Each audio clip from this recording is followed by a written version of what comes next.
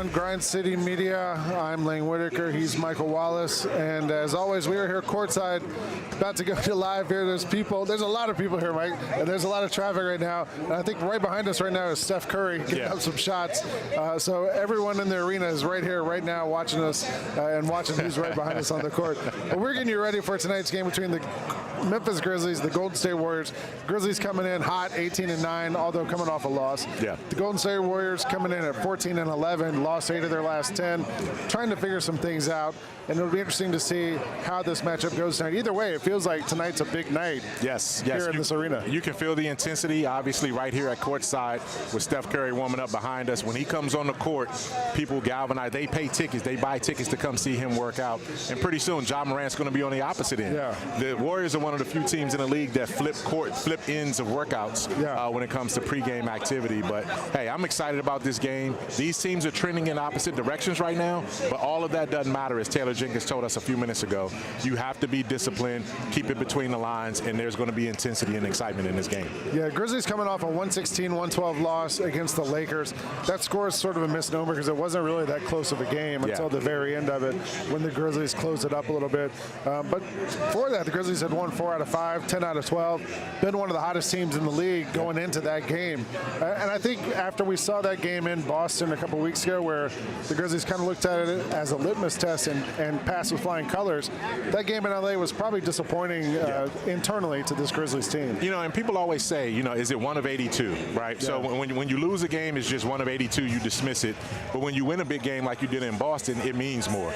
Well, both of those games mean the same thing, right? It just shows that the Grizzlies are still a work in progress, particularly against teams that are physical, teams that have playoff tested veterans. And they answered the call in Boston. First time they won there in 11 years. They still have yet to answer that call in Los Angeles. That's just a tough place to play. That matchup is so difficult, particularly when Anthony Davis plays. But this is a different style of matchup against the Warriors. These teams are more alike than they are different.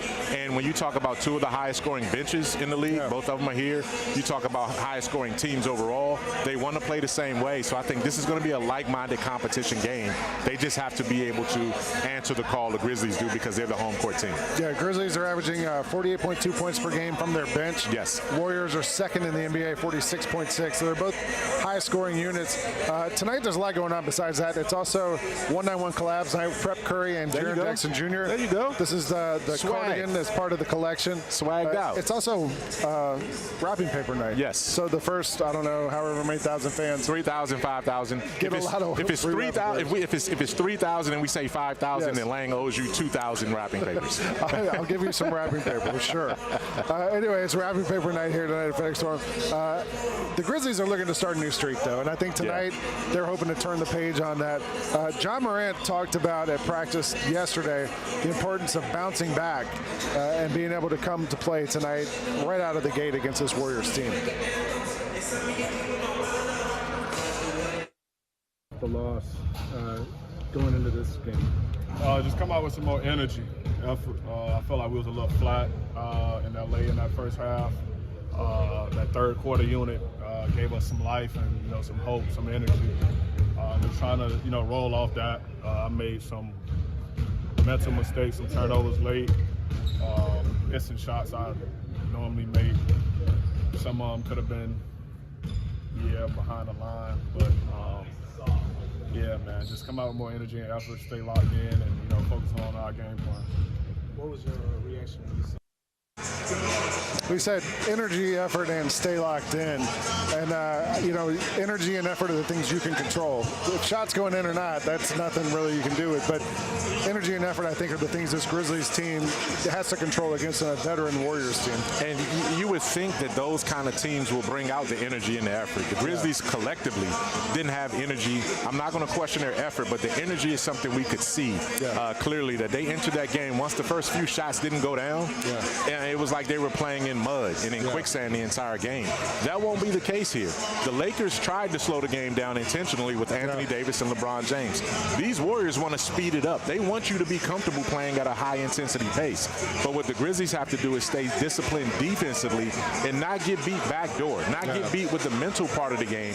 And if they can do that, they're going to give themselves a chance to beat this team. This team isn't insurmountable. No. This isn't the dynastic Warriors. These are gettable games for the Grizzlies, especially at home. And this is a Warriors team that they want to speed you up, but they make a lot of turnovers when they play fast too. Yeah. And I think if you're this Grizzlies team, a top 7 team in the league with defensive rating, you can take advantage of the Warriors if you can get them playing a little bit out of control and maybe feeling a little desperate. The Warriors are also trying to work Dennis Schroeder into their lineup. This is his first game with the Warriors since the trade with Brooklyn.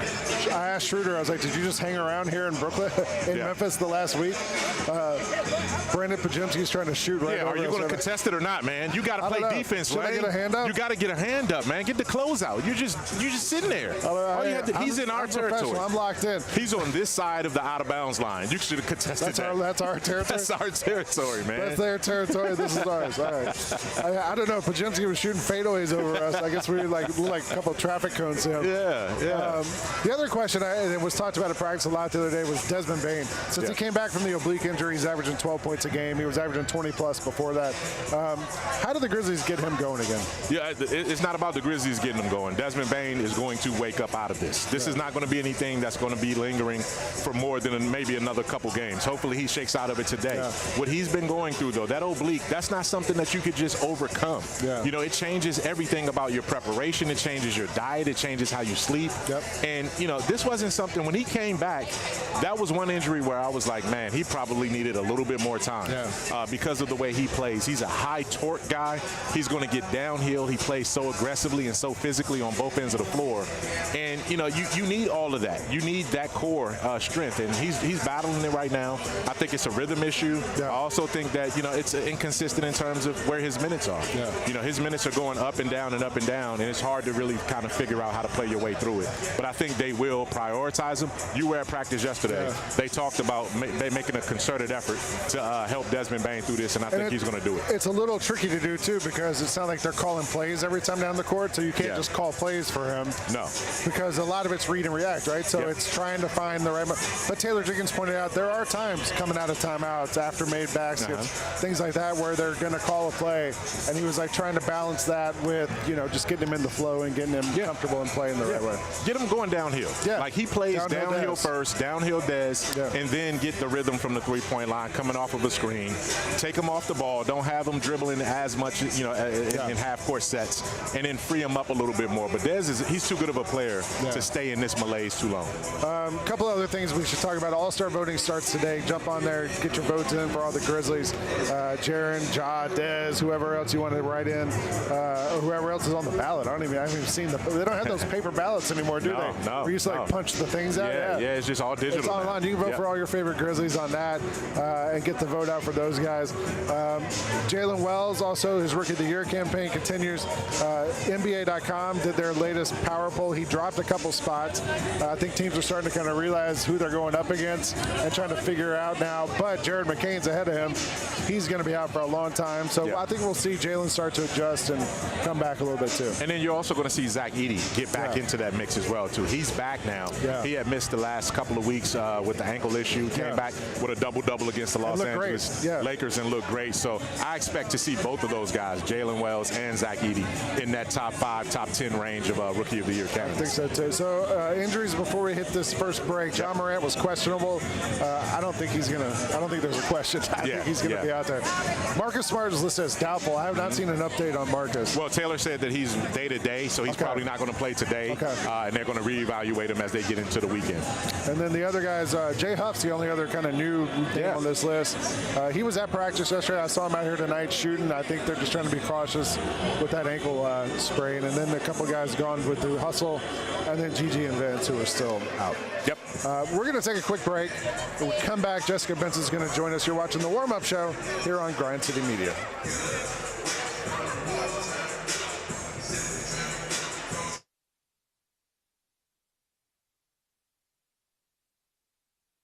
Imagine being able to do this when you're not even trying. Imagine saying, I'm not even trying to sing, but then you sing like Whitney Houston.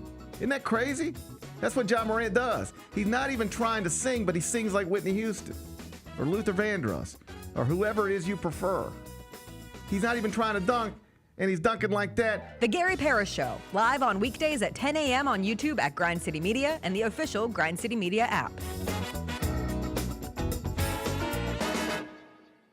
Somebody who really has done what they were supposed to do, or maybe wasn't expected to do, is Jalen Wells, the Western Conference Rookie of the Month. What you're seeing right now is him showing that, hey, no matter where I was going to go in the draft, I was going to be ready. Hey, Grizzlies fans, be sure to tune in to Grizzbeat, where the panel and I break down all things Grizzlies and take a look at the rest of the NBA as well. The show is live every Wednesday, 2 p.m. on YouTube at Grind City Media and the official Grind City Media app.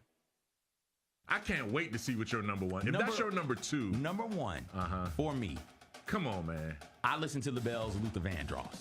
I love Luther Vandross's Christmas album. I gotta go back and listen to that one, man. I'm sure I've heard it. To the Bells and they made me remember. Get all of your HBCU sports and culture news by tuning in to HBCU Huddle with CJ Hurt and Mike Wallace. New episodes drop every Thursday on grindcitymedia.com, YouTube, and Spotify.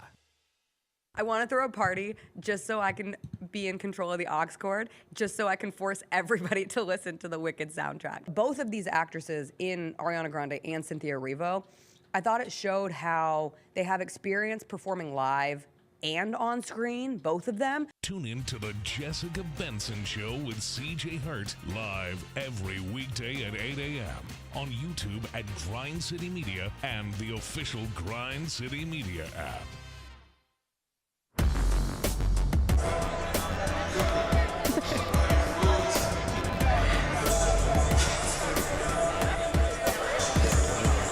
What's up, y'all? Welcome back to the warm-up show here on Grind City Media. We're about 20 minutes away from getting you to the pregame show for tonight's matchup between the Golden State Warriors and the Memphis Grizzlies.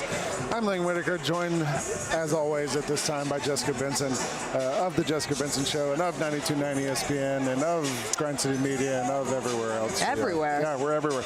And of Wicked soundtrack parties coming to a living room near you. You were on the Wicked soundtrack. I sure wish. Is that your dream? Man, that would have been awesome. Can you do that at karaoke? Do they have like the Wicked song? They must, for right? sure. Yeah. They already did it. Now you bet they would. Have you done it? No. I'm still recovering from my laryngitis, Lang. Thank you.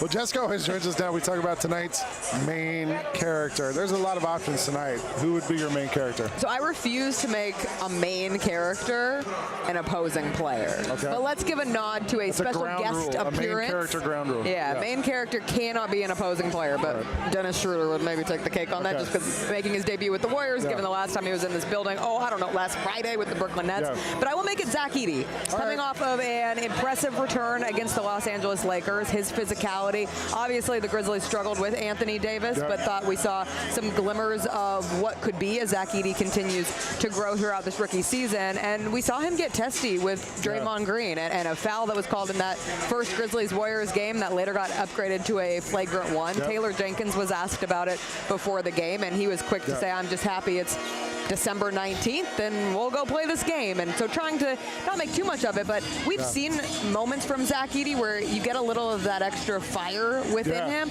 There's a lot of psycho behavior, and I say that in the most loving way. Psycho behavior on this Grizzlies team in a variety of players, and I think Zach Edey could show us a little bit of that tonight. I think we might see it. Zach Edey talked about going up against Draymond and what that's like, and now he was like, I just try to stay calm, just try to stay within myself and not kind of get baited into anything. The things you're supposed to say. Yeah, and I think, but Zach Edey's also, we've seen, not afraid to stand up when he needs to, right? And you know the energy in this arena. The Grizzlies have had great home court advantage this season, second best home record in the NBA, 12 wins here. They've won 7 straight. And the crowd is just different on a night against the Warriors. All of the Steph Curry fans come out of the woodworks everywhere, but from the Grizzlies fans' perspective, like this one just means more. For sure.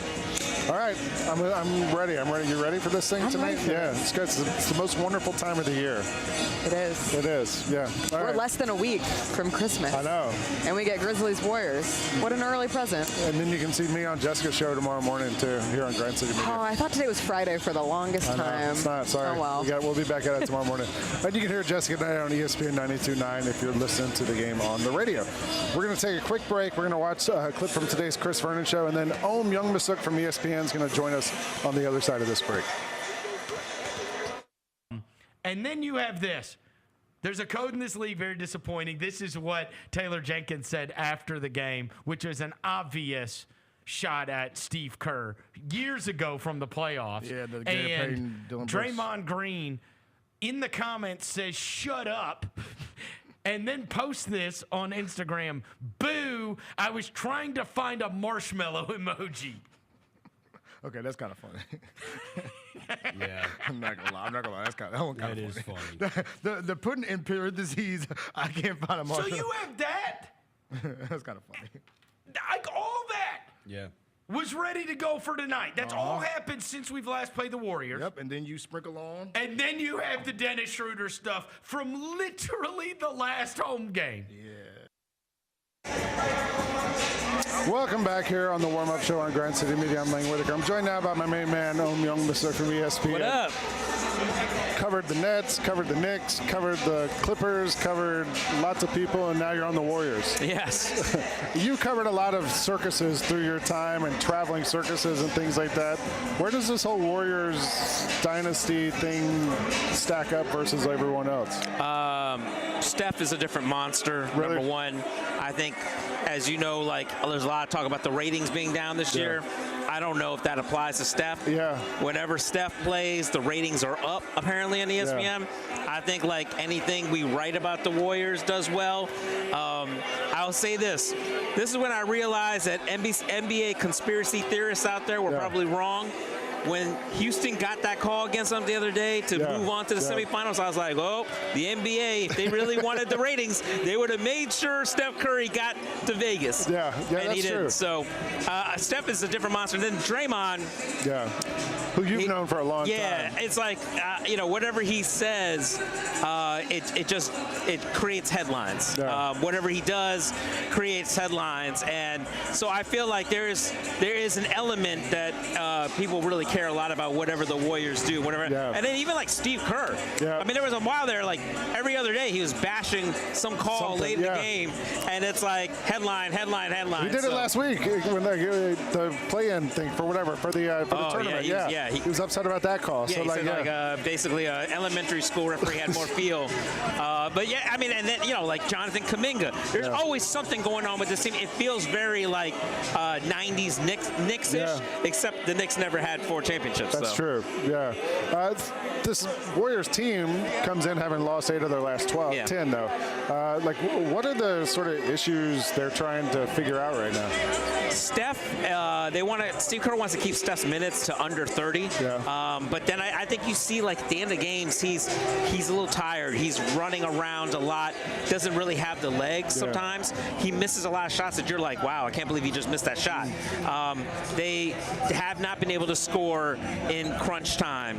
Their defense has kind of been like here and there. When Draymond's on the floor, they're pretty good, but like otherwise they're not. Everything that they did in that first start, in their 12-3 start, Steve Kerr was playing like 12 guys, even 13 at some point, and so like everything was going well. Buddy Hield was on fire, and then all of a sudden Buddy Hield starts missing shots. They're missing a lot of shots. Their offense doesn't look as good. They're hoping Schroeder comes in, gets them more organized, is another ball handler to help Steph not really handle the ball, because Steve Kerr said he's basically carrying an abnormal load of the offense load that he normally is used to, and then Schroeder helps on defense as well.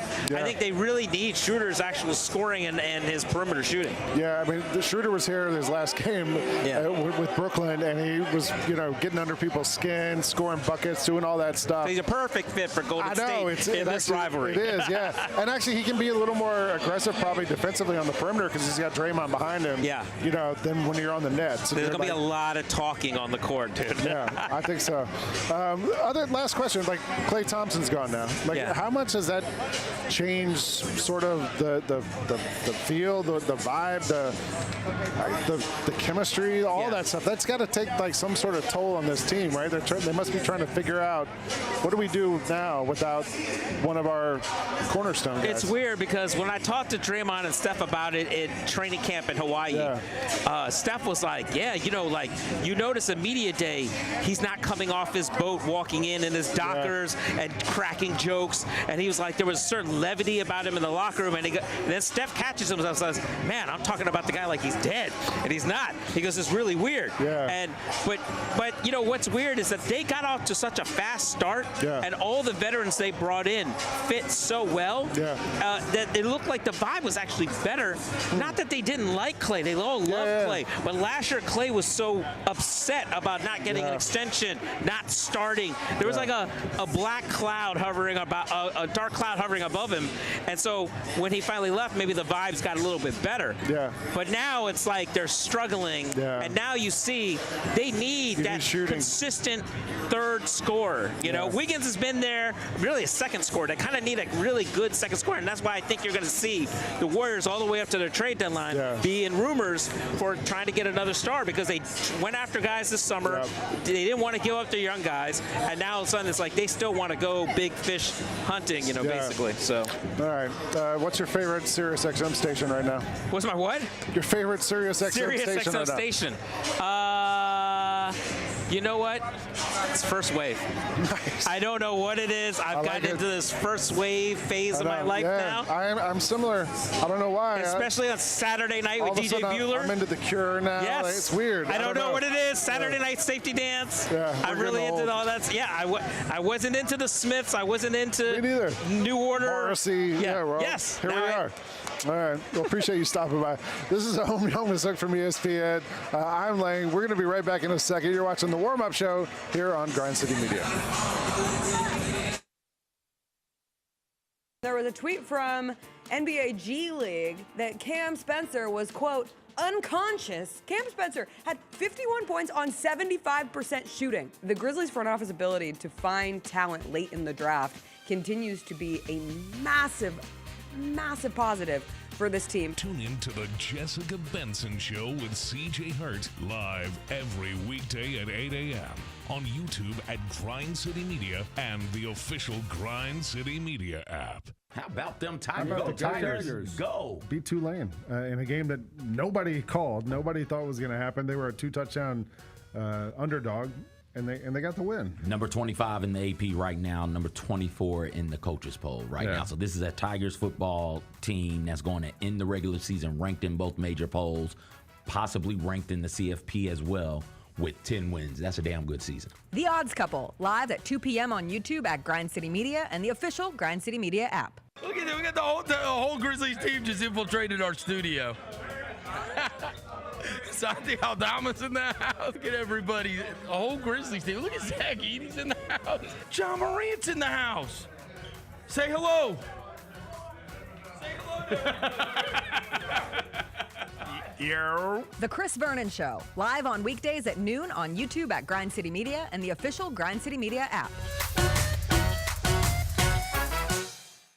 ESPN put out a list. Top 30 best pro wrestlers under 30 in the world today. Number 1, Dirty Dom. Number 2, MJF. I think Dom is deserving to be number 1. I think he is probably, like I said, one of the greatest heels in the last 10, 15 years. Like you said, he can't talk on the microphone. The fans love it because they feel like they're a part of the show. And that's the best. Without their booze, he's not the best heel. Tune in to Grind City Wrestling weekly on the Grind City Media app and on the Grind City Media YouTube channel.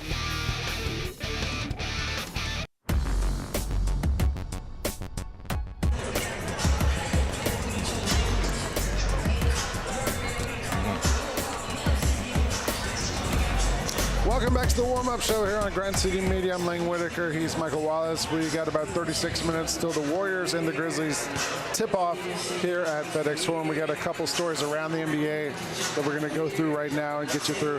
The NBA Cup finally wrapped up this week. The Bucks won. Does it matter? It does. It does for the Bucks. I mean, when you look at where they were at 2-8 at the start of this season, turmoil was everywhere. You had to wonder whether Dame Lillard and Giannis was really going to be a fit. And now you look at them, and the talk has changed, the tenor of the team has changed, the production has changed, and they still don't necessarily have Chris Middleton. I don't think that they're ultimately going to reach their potential until Chris Middleton comes back to help this guy out right here. But Giannis is definitely looking like an MVP guy that refuses to let the Bucks lose. Yeah, I think they also kind of showed people, hey, if you can be physical with the Thunder, that's how you slow them down a little bit. Should stop them from knocking down all those threes. The league announced a new All-Star game format this week. I still don't fully understand it. There's 4 teams. It's some sort of tournament thing. The TNT guys are captaining the other teams or just being GMs of the teams. And at the end of the day, we don't know if it's going to make a difference or not. Kevin Durant came out and said he wasn't into it. Ja said, I agree with KD. A couple players, Devin Booker said the same thing. Do you think it'll change anything, Mike? Yes. When KD and Ja and like when your premier guys are that vehement, like I hate it, absolutely hate it. Like Kevin Durant didn't have to go to that extreme to express his displeasure with it. How do they fix it? But I said it before. I mean, I've said this on Grizzbeat. I've said it. I've written about it. Yeah. They need to go to a U.S. players versus international format. I think that's the only way that they're going to get, number one, the global audience, number two, the domestic audience, and the player buy-in. I think at that point, you're playing for pride, and you're putting KD and LeBron and Steph and all those guys on one team, and then you're looking on the other team and you're going Luka, Doncic, Giannis, and then you're saying, okay, if this is a world championship, if you can't beat the world's best players, I think that's the best way to do it. I mean, I think that also is going to get you tune-ins from all over the world too. Absolutely. People from all over the world who want to see it makes too much sense. Represent. Yeah. It makes too much sense, Lang. That's why it probably won't happen. You know what I'm saying? Stop bringing logic into this. Right? Sense, things like that. Three's a crowd. We also heard Adam Silver talk this week about the NBA's looking into the criticism that there's too many three-pointers. He said we're constantly having discussions about if there are ways to improve stylistically the game on the floor. What do you feel about this? Like, do you think there's too many threes? You and I came up in a totally different era. Yeah. Now there's teams that are averaging. The Celtics are averaging 51 threes a game. Yeah. Teams are really firing up threes to make a difference. Well, when you talk about firing up threes, no team did it more prolifically than the Warriors and the Mavs. The last time the Warriors played last Sunday, they combined with the Mavs to make 48 threes. Yeah. You know how many they attempted? They made 48 threes. They attempted 95 threes collectively. That becomes, I don't know how entertaining that is to watch, particularly if both teams made 50% of them. Yeah. But there's got to be more to basketball than just stepping back, tossing up the longest shot. Yeah. It just doesn't feel right. But I also don't want to go back to, the doldrums of the early 90s where it was a slugfest and teams were winning 87-72. I don't want to see that either. I've seen guys say, bring back hand checking or make dunks worth 3 points. I've seen all sorts of weird ideas. Yeah. And, I don't know what the answer is. I kind of feel like things are going to go back and forth. And at some point, it'll settle into a medium. It does. When Mike D'Antoni and the Suns were playing the 7 seconds or less, people are like, this is crazy. Yeah. This will never work. And then, everyone's fast. Yeah. Right. You always get, the teams that find success are the ones that can go against the grain and play with some level of physicality, too. Yes. Yeah. 32 minutes until tip-off here. We're trying to get you ready and get you out of here and get you ready for these pregame shows. Give me one matchup tonight, Grizzlies and the Warriors, that you're looking forward to seeing. Dennis Schroeder, Ja Morant. All right. Dennis Schroeder, Ja Morant. And, what can you say? Last time Dennis Schroeder played a basketball game, it was on this floor, and he was a nuisance. We saw what he did with the Nets against the Grizzlies. The Grizzlies got some payback, and there was still some spiciness. So that's my matchup. What do you say? I'll go Draymond versus Zach Edey / Brandon Clark. That's a spicy one, too. Brandon Clark and Draymond got into it in the playoffs a couple years ago, and Draymond grabbed him and pulled him down. Yep. So I'll say Draymond versus whoever the Grizzlies big is at the time. Yeah. But, Steph Curry, Draymond, Dennis Schroeder, Buddy Hield, Andrew Wiggins. There's a lot of big names on this Warriors team, and the Grizzlies are out here trying to prove they're one of the best teams in the league. And they will. They have, and they just got to continue to do that. 10 out of their last 12. They're at home for 3 out of the next 4. Take advantage of this stretch going into the holiday week. Exactly. And we hope we see you at one of these next games coming up here over the holiday week. Right now, you got about 31 minutes till tip-off. You can flip over to FanDuel Sports Network and watch the pregame show with Fish, with Brevin, with Chris, with Pete. You can flip over to ESPN 92.9 for their pregame show with Eric, with Jessica, with Bennett, with Elliot. And then in half an hour, the game's going to start on FanDuel Sports Network. Next game home here is against Monday, LA Clippers. Monday against the Clippers. Yep. It's the 23rd. So we hope to see you then, 6 o'clock for the warm-up show here on Grind City Media. He's Michael Wallace. I'm Lang Whitaker. Appreciate you.